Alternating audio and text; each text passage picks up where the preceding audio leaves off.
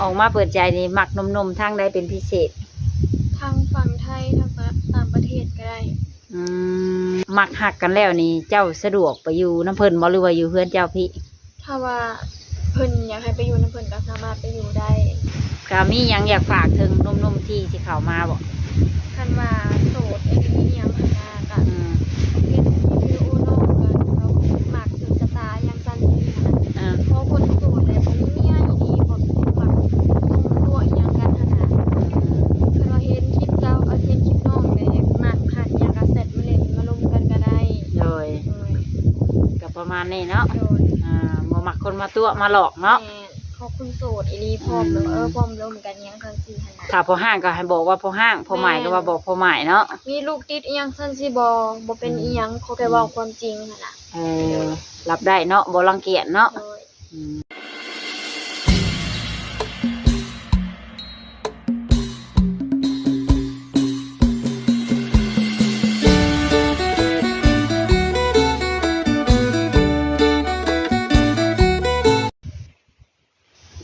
กราบสบายดีและสวัสดีเด้อพ่อแม่พี่น้อง FC บ่ทุกผู้ทุกคนบ่ว่าสิอยู่ภายในและก็ต่างประเทศเนาะก็ยินดีต้อนรับเข้าสู่ช่องYouTube ของแม่สมหวัง Channel มาพบมาพอกับแม่สมหวังวันนี้ก็นำพาหนุ่มๆมาหาสาวโสดเปิดใจหน้าใหม่เนาะโดยยังบ่ทันเปิดใจจักเทื่อก็เปิดใจมื้อนี้เนาะแม่สมหวังก็ได้มาถ่ายเพิ่นเป็นคลิปแรกเลยโดยเพิ่นกาสิมีรูปร่างหน้าตาเป็นจังไดจังหน่อยจังไปเบิ่งพร้อมๆกันกับแม่สมหวังเนาะแต่คนอื่นก็ฝากกดไลค์กดแชร์กดติดตามให้ช่องแม่สมหวัง Channel นี่เด้อทุกคนเด้อโดยเพื่อเป็นกำลังใจในการเฮ็ดคลิปต่อไปเนาะโดยแต่ก่อนสินำพาไปหาสาวโสดแม่สมหวังยังมาตอบคำถามขอหนึ่งเนาะให้ FC ได้ฟังคำถามขอนั่นก็คือเพิ่นถามแม่สมหวังมาว่าถ่ายคลิปทุกๆครั้งเป็นยังคือถามแต่แบบเก่าเพิ่นว่าเนาะโดยก็ถามชื่อเสียงเรียงนามถามอายุถามเคยแต่งงานมาแล้วบ่เพิ่นถามกระสอบกระส่งเพิ่นว่าเนาะเดี๋ยวแม่สมหวังก็สิมาตอบให้ในคลิปนี้เนาะเหตุผลที่แม่สมหวังถามไปแบบนั้นถ้าว่าผิดหูFC ท่านใดไม่สมองก็ต้องกราบขอโทษขออภัยหลายเด้อทุกคนเด้อโดยที่ถามไปก็เพื่อถามไปเพื่อนุ่ม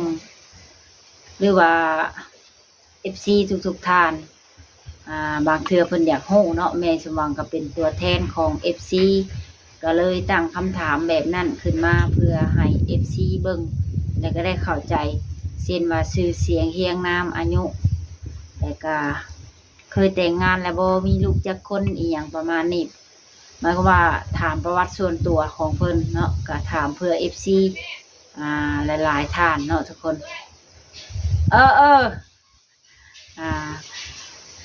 ก็ถามเพื่อ FC หลายๆท่านที่เพิ่นยังบ่ฮู้เนาะโดยก็จะประมาณนี้แหละทุกคนโอเคเนาะเพื่อบ่เป็นการซักซ่าเสียเวลาเฮาก็ไปโอ้ไปลมไปถามสาวโสดพร้อมๆกันเลยโดยสบายดีก่อนอื่นขออนุญาตถามชื่อเสียงเฮียงนามว่าจังไดเนาะชื่อมีนาสาวมีนาสาวมีนาอายุจักปีแล้ว20 ปี20 ปีแล้วเป็นผู้ใหญ่แล้วเนาะวันนี้ก็ลมแห้งพิลึกเนาะทางบ้านเขานี่เดี๋ยวจะได้กินข้าวกินน้ำเลยบ่วันนี้ออกมาถ่ายคลิปเปิดใจบ่ก็มีสเปคตั้งไว้อยู่บ่หมักผู้ใหญ่หมักแบบกับผู้ใหญ่ขึ้นไปนะประมาณ60ลงมาเราสิสักประมาณนิดน้อยมันเป็นยังไงคือแบบบ่มักเด็กน้อยยันได้เลิกกันบ่รู้สึกว่าลมผู้ใหญ่เฮาบ่เคยลมเด็กน้อยแต่ว่ารู้สึกว่าลมเด็กน้อยหั่นน่ะมันยุ่งยากมันผิดกันตลอดเลยเขาเห็นหมู่หั่นน่ะลมกันกับลมกับเด็กน้อยแบบผิดกันตลอดอย่างซั่นสิแต่ว่าตัวเขาเองเคยลมแต่ผู้ใหญ่บ่เคยลมเด็กน้อยจักเทื่อ ก็เลยว่าบ่มักเด็กน้อยบ่มักดมเด็กน้อย ผ่านมาเนี่ยเขาเคยสั่งครอบครัวแล้วบ่ยังบ่เคยเนาะปัจจุบันนี่เฮ็ดเวียกเฮ็ดงานเนี่ยง ถ้าก็ออกจากเวียกถ้าก็อันนั้นกลับมาแต่เวียง ไปเฮ็ดเวียกหยังอยู่เวียง เป็นเด็กเสิร์ฟนะคะ อยู่ร้านอาหารคือสิมีอันกินแซ่บหลายๆเนาะ ก็บ่เรียกนักโพดเฮ็ดเวียกแบบเรียกนักเกินไปหั่นน่ะ ก็ปกติอยู่ร้านอาหารน่ะสิบ่อวบเนาะเจ้าเลยแบบบ่อวบปานใดรักษาหุ่นได้ดีเนาะ เป็นคนหุ่นเนาะ เป็นคนห่างน้อยเนาะเงินเดือนแพงอยู่บ่ เรื่องล้านปลาย ล้านปลายถ้าเทียบใช้เงินบาทก็ประมาณ 2,000 กว่าเนาะชาวห้องบ่ เขาหงอยู่แต่ว่าอยู่นำหมู่หลายคนแซกัน ออกช่วยกัน แต่ละเดือนก็แทบสิบ่เหลือเงินแบบส่งมาทางบ้านก็เลยตัดสินใจออกจ้ะเฮ็ดก็ซ้ำบ่เฮ็ดอันนั้นเพราะจะได้เงินซื้อกินแต่ละมื้อ เฮาซื้อเสื้อผ้าซื้อกระแป้งน้ำแดงก็บ่อยากยุบซ้ำเนาะเพราะว่าเศรษฐกิจคู่มื้อนี้มันแห้งฝืดเครื่องอยู่เนาะ ก็มักออกมาเปิดใจนี่มักนมทางใดเป็นพิเศษ ทางฝั่งไทยทางต่างประเทศก็ได้ ทางฝั่งไทยหรือว่าต่างประเทศก็ได้เนาะประเทศเดียวกันได้จ้ะ ก็ล่มได้แต่ก็บ่ค่อยอันนั้นปานใด แบบบ่ปานใดนะเนาะเลยถามว่ามักหักกันแล้วนี่เจ้าสะดวกไปอยู่น้ำเพิ่นบ่หรือว่าอยู่เพื่อนเจ้าพี่ ถ้าว่าเพิ่นอยากให้ไปอยู่นำเพิ่นก็สามารถไปอยู่ได้เพราะตัวเองก็บ่เคยอยู่เพื่อนเองออกจากเพื่อนตั้งแต่น้อยๆแล้วเพื่อนก็มีอยู่ใกล้เพิ่นพ่อแม่ก็เป็นอีหยังสามารถไปอยู่ได้ อันเจ้ามีอ้ายน้องคิงจักคนเจ้า มีเอื้อย3คนนะเป็นคนที่4มันลูกหลาน เจ้าเป็นลูกหลานโม โดย แสดงว่าอยู่น้ำพ่อน้ำแม่นี่ยังมีผู้อยู่น้ำเพิ่นอยู่ ยังมีคนอยู่นำเพิ่นอยู่ เจ้าก็เลยแบบสะดวกไปอยู่เพื่อนผัวก็ได้เนาะ โดยเพราะว่าปกติเฮาก็บ่ค่อยอยู่นำเพิ่นอยู่แล้วเฮาออกจากเฮือนตั้งแต่14ปีออกไปหาเฮ็ดเวียกหั่นน่ะก็บ่ค่อยได้อยู่นำเพิ่น ตะกี้กับเขาโรงเรียนอยู่บ่ โรงเรียนฮอนของบ่หา อ่านได้เขียนเป็น อ่านได้เขียนเป็นภาษาลาวภาษาไทยก็อ่านได้ แล้วมีความสามารถพิเศษบ่สามารถอ่านภาษาต่างประเทศได้บ่ ต่างประเทศ เว้าได้บ่ อ่านบ่ได้ต่างประเทศอังกฤษนี่เว้าบ่ได้ เว้าได้ภาษาหยัง เว้าภาษาจีนได้หน่อยหนึง มีความสามารถพิเศษเนาะสามารถเว้าภาษาจีนได้หน่อยหนึง โดย อย่างเช่นสบายดีเว้าได้ได มีห่าง ขอบใจเด้ เชี่ย มาเด้อกินข้าว บ่หลายชื่อฟ้า โอ้ข่อยหิวน้ำ บ่เสียงคือชุย ข่อยอยากเข้าห้องน้ำ บ่ผู้น้อยหนึง หน่อยหนึ่งเนาะ โดย เลยผ่านมาเฮาเคยไปเห็นงานน้ำจีนบ่จังหวัดได้ เพราะว่าอยู่เวียงเนี่ยมันก็มีคนจีนหลายหัวหน้าเฮาก็เป็นคนจีนค่ะ แบบเฮาได้ยินเรื่อยเนาะ แม่นได้มีเพิ่นเว้าก็จื้อเอา แต่ให้เขียนนี่บ่ได้เนาะ เขียนบ่ได้ แต่เฮาสามารถเว้าได้ เว้าได้แล้วก็ฟังเพิ่นเว้าก็พอเข้าใจ เพราะว่าชีวิตประจำวันเฮาได้ยินเพิ่นปากเพิ่นเว้าร่วมกัน บ่แม่นว่าเพิ่นไปเป็นเมียเฒ่าแก่จีนทุกคนเลยเพิ่นมีเจ้านายเป็นจีนเนาะ แม่ ก็ได้ยินเพิ่นล่มกันเฮาก็ไปเฮ็ดเวียกอยู่หั่นได้หลายปีบ่ ก็ได้โดนเติบ ก็ได้โดนเติบตอนนี้ได้กลับมาบ้านมาพักผ่อนบ่หรือว่าตั้งออกเลย ออกเลยกลับคนบ้านเลย แล้วมีแผนวางแผนชีวิตไว้อยู่บ่ว่าสิไปเฮ็ดงานไสต่อ ว่าสิไปสมัครโรงงานนั่นน่ะโรงงานสบู่แต่ว่ายังบ่รู้ว่าเขาหับคนบ่ตอนนี้กับตัวเองก็หากลับมาเนี่ยก็คือว่าสิไปเฮ็ดเวียกอยู่ไสหากลับมาบ้านได้3มื้อ แบบอยากพักผ่อนแน่เนาะแต่ว่าพักโดนก็บ่ได้บ่มีเงิน พักแต่พอประมาณเนาะช่วงพักนี่ก็หางานอยู่จังซั่น แม่คันว่ามีเวียกอันใดพอไปเฮ็ดเวียกก่อนก็ไป และทางว่านุ่มๆที่สิเข้ามามักเข้านี่เอาแต่ผู้บ่าวบ่หรือว่าผู้ห่างผู้หมายก็ได้ เขาห้ามผู้หมายก็ได้มีลูกติดก็ได้ขอแต่ว่าเลิกกับเมียเลยอีนี่คันว่ายังบ่ปะบ่ห่างกันอันนี้แหละเขา ก็ รับบ่ได้ แม่ ขอเพียงให้สถานะชัดเจนนะเนาะ แม่จะมีลูกติดบ่ยังทันทีทำบ่ทีเลย แล้วก็สามารถไปอยู่บ้านเพิ่นได้เองเนาะ ได้อยู่ได้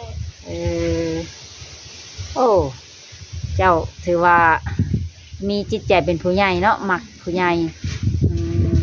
เขาเห็นหมู่เขาแต่งงานก็แบบคนซ้ำกันแล้วเขาเลยเบื่อได้ประมาณ แม่ นี้ เพราะว่าเอากันไปกับหอดปีหอดยังกับปะกันซ้ำได้เป็นไม่ห้างนางหมายแต่ก็ยังน้อยเฮาก็บ่อยากเป็นหั่นน่ะคันว่าอยากก็อนาคตข้างหน้าเฮาก็บ่ฮู้เนาะว่าเฮาสิเป็นอะไรก็เลือกสิ่งที่ดีไว้ก่อนเลือกแนวที่มันมั่นคงไว้ก่อนซั่นล่ะเพราะเลือกลมผู้ใหญ่มันก็สิดีกว่าลมกับเด็กน้อย ผ่านมาเขาก็เคยคบอยู่บ่กับผู้ใหญ่ ส่วนหลายเฮาก็ลมแต่กับผู้ใหญ่อายุ30-40ขึ้นไป รู้สึกว่ามันอบอุ่นบ่หรือว่าจังได รู้สึกว่าอบอุ่นกับส่วนหลายคือว่าเฮาก็บ่ได้อยู่นำพ่อแม่แน่เนาะ เวลาแบบอยู่กับผู้ชายที่ว่าเขาอายุหลายกว่าเขาก็สามารถเป็นพ่อเป็นหยังได้หั่นน่ะ เขาสามารถปรึกษาได้เนาะ แม่น แบบเพิ่นก็สามารถแก้ปัญหาซอยเขาได้เนาะ แม่น เพราะว่าเพิ่นใหญ่กว่า แม่น เพิ่นมีความคิดแบบนั้นแล้วจะมาคนที่นิสัยแบบใด แบบเข้ากันได้ เวลาแบบมักคนแบบว่าบ่ปล่อยบ่ด่ากันหั่นน่ะแบบเวลาผิดเถียงหยังกันคอยเว้าคอยจากัน แล้วก็บ่มักให้คนแบบด่าลามฮอดพ่อแม่หั่นน่ะคันด่าเฮาอยากให้เฮาบ่เป็นอีหยังแต่ว่าบ่อยากให้ลามฮอดพ่อแม่เฮาคอยเว้าคอยจากันประมาณนี้ แล้วก็บ่อยากให้เว้าฮอดเชื่อแซงเนาะภาษาบ้านเฮา มีหยังก็ให้กันก็ให้แต่สองคนแล้วก็มักจะบ่แบบให้กันกับเฮาแหละเอาขี้พื้นเฮาไปเว้าให้หมู่ฟังแบบ บ่มัก แบบลงไม้ลงมือได้จ้ะ หักบ่ได้เลยอันนี้นะคันว่าตีเฮานี่เฮาสิหักสำาใดก็อย่าตีบาทเดียวแม่นเฮากลับเลยแบบอยู่นำบ่ได้แท้ ตัวนี้แม่นรับบ่ได้สุดๆเลยเนาะ ๆแม่ บัดนี้กินเหล้าสูบยา กินเหล้านี่มันก็เป็นเรื่องปกติแม่นบ่กินจนติดหั้นนะบ่กินจนกินยามเวลามีเวียกมีงานบ่หมู่คู่มาหาบ่อีหยังซั่นสิบ่เป็นอีหยังบ่แม่นสิกินทุกมื้อจนเมาหัวลาน้ำทุกมื้ออันนี้ก็บ่ได้หักบ่ได้แล้วสูบยาเฮาว่ามันก็เป็นเรื่องปกติของผู้ชายแม่นบ่มันมีน้อยอีหลีผู้ชายที่บ่สูบยาเขาหักได้เรื่อง2เรื่องนี้แต่ว่าเรื่องกินเหล้านี่บ่แม่นสิกินจนเมาอยู่ทุกมื้อแบบนี้อันนี้ก็หักบ่ได้กินได้แต่ก็บ่ต้องกินจนแบบว่ากินจน บ่มีสติเนาะ จนบ่มีสติอีหยังกินทุกมื้อเลยแบบนี้ก็บ่ได้ สรุปคือกินได้แต่ให้กินเป็นบางเวลาเนาะ แม่น มีเวียกมีงานแต่ก็กินให้อย่างมีสติเนาะ โมแม่นสิเมามาเลยตีลูกตีเมียติ ถามว่าได้สามีแล้วนี่กล้าว่าสิเอาลูกจักคน เฮาบ่ให้มีประมาณ2 คนโอเคแบบบ่อยากได้หลายหั้นน่ะ เราจะมียิงผู้หนึ่งผู้ชายผู้หนึ่ง พอดีงามเนาะ แม่ แม่นแหละเอาลายก็บ่ไหว้ แม่ เพื่อเขาสิแต่งลูกแต่งเมียให้เขาอีกเนาะผู้ชาย เลี้ยงเขาใหญ่ สมมือในแห้งนับแต่แพมเพิร์ดเข่ากล้องยังไปแล้ว ยังกระเพงเบิด โอ้เจ้าเนาะผู้จบผู้งามวันนี้ ยังบ่เคยมีผู้บ่าวจักเทื่อบ่ เคยมีผู้บ่าวคนหนึงตัวเลิกกันไปแล้ว ผู้บ่าวเขาเคยมีเนาะสามีเขายังบ่เคยมีเจ้าบ่เป็นคนเลิกกับเพิ่น ก็ต่างคนก็ต่างบ่เข้าใจกันแหน่กับเพิ่นเมามาแล้วเพิ่นมักตบตีเฮาแบบก็คือเฮาว่าแล้วเฮาอดบ่ได้แบบเฮาเฮ็ดหยังอดได้เบิดแต่ว่าบ่ให้ตบตีเฮาเพิ่นเมามาแล้วก็ผิดเถียงกันเอาแต่เรื่องเก่าๆซ้ำๆมาเว้าเขาก็เลยว่าตัดสินใจแยกกันอยู่ซะแล้วก็เลยเลิกกันเลยเพิ่นก็ไปทางเพิ่นเฮาก็ไปหาเฮ็ดอีหยัง มักลื้อฟื้นอดีตนะเนาะ แม่นเรื่องบ่พอมาเว้าก็เอามาเว้าหั่นน่ะผิดกันอยู่ตลอด ที่เอามาเปิดใจนี่หากระเปิดมื้อนี้บ่ แม่ เลยมีช่องทางติดต่ออยู่บ่ มีเบอร์แอปกับอันเบอร์ไลน์มีไลน์ มีเบอร์แอปกับไลน์เนาะหนุ่มๆอันคนจีนก็ได้บ่รับได้บ่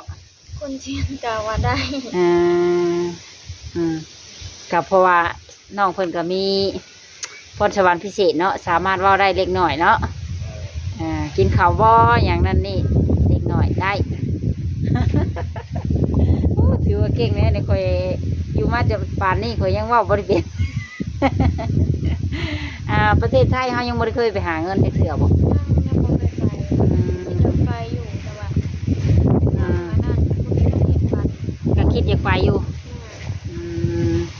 ส่วนตัวเจ้าเองก็แบบมักไปลินไปเที่ยวกลางค่ำกลางคืนอยู่บ่ บ่ข้างทางไปเดือนหนึงก็ต้องเฮ็ดเวียกอันนี้เฮ็ดเวียกเสิร์ฟแล้วมันเมื่อยค่ะนะเลิกเวียกมาก็เมื่อยเลยก็จะอาบน้ำกินข้าวอิหยังกระดึกตื่นแบบเฮิงๆไปเดือนหนึงสิไปแต่วันเกิดหมู่บ่หรือว่าอยากไปแท้ๆเฮิงๆจังไป 2-3 เดือนไปเทื่อนึง เพราะว่าเขาเป็นลูกน้องเพิ่นเนาะ แม่น บ่ค่อยได้ไปเที่ยว แม่น การสิขานงานเรื่อยก็อย่าเพิ่นให้เนาะ แม่น ได้ไปแต่วันที่เพิ่นหยุดให้ บ่มีดอกมันอยู่ทวนเฮ็ดเวียกเฮาบ่มีมือพักเลยได้เวียกเป็นเดือนบ่มีมือพักนอกจากว่าเฮาบ่สำบายบ่จังพอเพิ่น ยกเว้นแต่มือบ่สบายที่ได้หยุดแต่สำนั้นก็ยังจับปูจับปีเนาะบ่อยากกุ้มเนาะ ก็เฮาก็เวลาได้เงินเดือนก็ฝากมาให้พ่อแม่เฮาใช้อยู่ ฝากมาเฮาสิจงไว้แต่พวกแบบคุมเดือนน่ะเพราะว่ากินข้าวอยู่บนเวียกแน่มีแต่ว่าเอาไว้จ้างขับรถไปเฮ็ดเวียกหั่นแล้วก็อันนั้นเอาไว้แต่พอได้ซื้อเครื่องใช้มีมายอกหั่นแหละก็หั่นก็ฝากมาให้พ่อแม่เบิด พ่อแม่เฮาก็เฒ่าแล้วเนาะ เฒ่าแล้วแม่เฮาก็หาสิบปลายปีแล้วเฮาก็ฝากประมาณ70ปลายเพิ่นเฒ่าแล้ว ถ้าหากว่ามีหนุ่มๆมามักมาขอนี่พร้อมสละโสดเลยบ่หรือว่าจังได๋ พร้อมเพราะว่าเฮาเองก็คือว่าได้อยากมีครอบครัวแล้วเมื่อยหาเงินคนเดียวเนาะมีครอบครัวมีคนช่วยก็คือสิดีกว่านี้ สรุปคืออยากมีคู่เลยเนาะเมื่อยอยู่โดดเดียวเนาะสู่ชนผู้เดียวมานี่ก็หลายปีแล้วเด้ โดย ตั้งแต่อายุ14ปีจากบ้านไป ตั้งแต่อายุ14ปีก็เฮ็ดเวียกอยู่บ้านนี่ไปหาขายเครื่องนำคนจีนแถวตลาดนะตลาดเซโนนี่แหละ เดี๋ยวตลาดเซโนเฮานี่ แม่เฮ็ดเวียกนำเขาจนอันนั้นแล้วก็ย้ายไปหาเฮ็ดเวียกอยู่แถวสวรรค์แล้วก็เฮ็ดเวียกอยู่เวียงหั่นไปตลอดนำบ่เคยได้อยู่บ้านเลย สู่ชนตั้งแต่น้อยเนาะ แม่ ว่าภาษาเฮาจนฮักซุ่งบ่เลย เฮ็ดเวียกตลอดเอาเวียกอันนี้เฮาเฮ็ดบ่ได้คือเฮ็ดนาได้เนาะเพราะเฮาเฮ็ดคุมื้อแม่นล่ะวะ แม่ เอาบ่ได้มีหยุดมีพักเลยเฮ็ดนายังว่าเกี่ยวข้าวแล้วบัดสบายเนาะ แม่เฮ็ดเวียกก็บ่มีมือพักบ่คือโรงงานใดเขายังมีมือพักให้วันเสาร์อาทิตย์นี่เฮ็ดเวียกบ่มีมือพักเฮ็ดทุกมื้อแล้วเขาจะว่าเขาสำบายเจ็บเป็นอิหยังบ่เขาจังพักให้ เจ้าก็แต่งกินเป็นอยู่บ่ แต่งเป็นก็พอเฮ็ดกินเป็นแต่ ก็บ่อยากแซ่บเฮ็ดกินเป็นอยู่แต่ว่าบางคนก็ว่าแซ่บบางคนก็ว่าบ่แซ่บเพราะว่าส่วนหลายก็บ่ค่อยเฮ็ดกินจะซื้อเพิ่นกินเอาบ่มีเวลาเฮ็ดกินเนาะ ที่เฮาไปทำงานน่ะ อันไปเฮ็ดงานน่ะเฮาเป็นเด็กเสิร์ฟน่ะมีผู้เฮ็ดกินต่างหากบ่เนาะ แม่มีแต่ว่าเฮารับออเดอร์แล้วก็ไปเสิร์ฟให้เขาอยู่โต๊ะหัน บ่แม่นเฮาเป็นคนเฮ็ดอาหาร เนาะ เนาะ สิมีแม่ครัวต่างหาก คันเจ้าเป็นแม่ครัวนี่ยันลูกค้าปบเนาะ ก็ประมาณก็น่าสิประมาณนั้น แต่ว่ายังบ่ทันสีมือยังบ่แข็งแน่เนาะเฮาเป็นเด็กเสิร์ฟเพิ่นซื่อๆที่มานี่ก็ได้ครอบลาๆเพิ่นข้างในแล้วติ แม่นขอบคุณทางแม่ว่าคือสิบ่ได้กลับมาแล้วเมื่อยอยากพักผ่อนแม่อยากกลับไปเฮ็ดได้อีกอย่างอยากอยู่นำพ่อแม่เนี่ยเพิ่นเฒ่าแล้วอยากก็อยากหาว่าอยากเก็บอยู่แถวบ้านเฮานี่ใกล้เพิ่นเฒ่า วันนี้ก็อยากได้ผัวอยากได้หลานมาต้อนพ่อแม่แล้ววันนี้เนาะ ถ้าเป็นบ่ได้ก็อยากได้ผัวแล้วเมื่อยคนเดียวแล้ว ประเทศลาวเฮานี่จะเคยไปเที่ยวใช่ไหมเคยไปอยู่บ่ เพิ่นว่าไปเที่ยวบ่เคยมีแต่ว่าไปเฮ็ดเวียกเคยไปมีแต่ว่าอยู่บ้านเฮานี่แล้วก็เฮ็ดที่สวรรค์หั่นแล้วก็ไปเวียงนี่แหละ ได้เห็นแต่ช่วงเฮาไปเฮ็ดเวียกนี่แหละเนาะบ่แม่นไปเที่ยว ไปเที่ยวยังบ่ค่อยได้ไปไสดอก โอ้ทางว่ามีหนุ่มๆ FC หรือว่าผู้เบาผู้แพ้วนะเนาะเพิ่นอยากมาลินมาเที่ยวฮอดเทือนฮอดซ่านก็สะดวกต้อนรับอยู่บ่ มาได้ มาได้เนาะ โดยคันว่าเพิ่นอยากมาเบิ่งอยู่เรือนอยู่ซ่านบ่อยากมาเบิ่งตัวจริงหยังทันทีก็มาได้หาเฮือนก็ได้ ทางว่าเพิ่น นัดให้เฮาไปพบเพิ่นอยู่ฝั่งไทยเด้ไปได้บ่ คันว่าเป็นแนวนั้นและยังบ่เคยพบกันหั้นนะเฮาก็บ่กล้าไปคนเดียวแมันบ่เฮาก็สิได้เอาเอื้อยเอาหยังไปนำนะไปได้แต่ว่าบ่กล้าไปคนเดียว โอ้ก็ไปได้เนาะแต่ว่าบ่ไปคนเดียวอืมเพราะว่าเฮายังก็หาก็ฮู้จักกันเนาะ จักย่านหยังย่านแน่แน่ อีหยังก็บ่เคยไปแหน่ ถ้าว่าเพิ่นไปป้าไว้ซอยใดซอยหนึงนี่ก็แล้วมิ่มแน่เนาะ มุกดาหารนี่ยังบ่ได้เคยไปจักเทื่อบ่ ยังบ่เคยไป ธาตุพนมเด้ค่ะ ยังบ่เคยไปยังบ่เคยไปแถวนั้นแต่ว่าอยู่แถวนี้อยู่แถวบ้านเฮานี่ ยังบ่เคยไปจักเทื่อเนาะก็อยู่แต่แถวเซโนเฮานี่สวรรค์เวียงจันทน์ไปเฮ็ดงานวันนี้ก็รู้สึกเมื่อยแล้วอยากพักผ่อนอยากสู่ไปพร้อมๆกัน2คนบัดนี้